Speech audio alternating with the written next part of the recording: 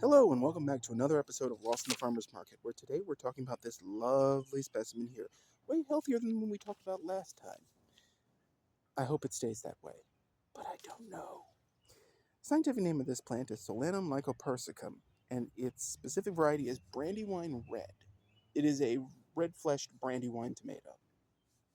Now, in case you guys didn't know, Brandywine tomatoes are one of the quintessential heirloom tomatoes. They are basically the heirloom equivalent to a beefsteak tomato.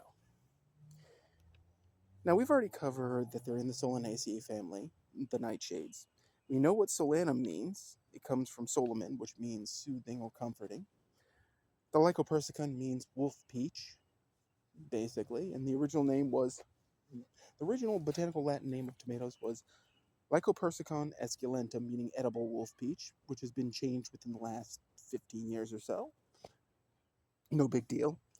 The interesting thing about the Brandywines type is that they originate from Chester County, Pennsylvania, near Brandywine Creek, and were apparently, appeared on the scene in the 1880s, which is cool that it's that specific. Brandywine tomatoes can be grown in USDA zones 2 through 10 are considered an annual. Not saying that you can't take a cutting and bring it inside, but diminishing returns. The soil pH preference is 5.8 to 6.8, and as I mentioned, grown as an annual. The soil preference is a high organic, fertile, well-draining soil, potting soil with additives, like granular fertilizer will do. The height can be 1 foot to 10 feet, and the width can be 1 to 4 feet. Now, what makes Brandywine different is the potato leaf. This. It doesn't look like your modern tomato. This is the old school tomato leaf. All the really, really, really, really old school ones look like that. Now, what advantage that biological adaptation has is unclear.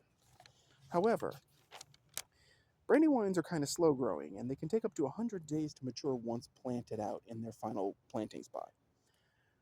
They may not set fruit if temperatures are over 90, which down here in Zone 8B they frequently are, and they are right now as I record this.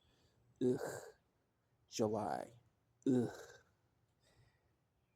The potato leaves, as I said, are normal. They're actually one indicator that you've got a true heirloom. Not to say that Cherokee Purple isn't a true heirloom, but you've got one that this potato leaf thing is something that got bred out, and I think it's cool, and I think they should never have done that. Also, it's got a classy name, Brandywine. I'm just saying, I'm biased. Now, interestingly, Burpee sold Brandywine tomatoes as early as 1886, so they are definitely in the American gardener consciousness and have been for a while. Brandywines were the other variety that I saw during the great organic movement of the 1990s. It was one of the organic seeds that was being sold by the original organic outlets, like Seeds of Change before they got taken over by Pepsi. Or not Pepsi, Coca-Cola. Now I don't trust them.